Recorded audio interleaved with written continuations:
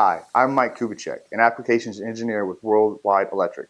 This is one of a series of videos to help you wire and configure our WDFC World Drive Flex Control Chassis VFD. In this video, we'll show you how to factory default the WDFC.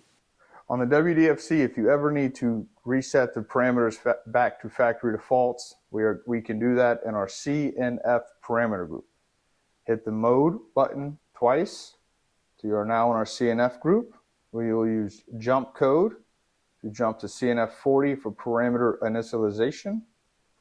In here you can do each group individually, or you can do all parameter groups and set the drive back to factory defaults. And that's what we will do. Hit enter.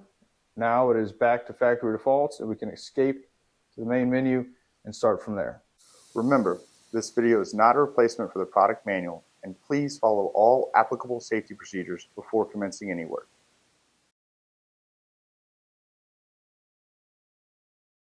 I hope you found this video helpful.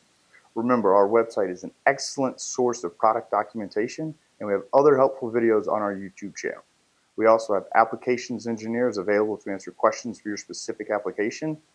Lastly, remember, our tech support is available 24/7, 365 days a year. And thank you for being a worldwide customer.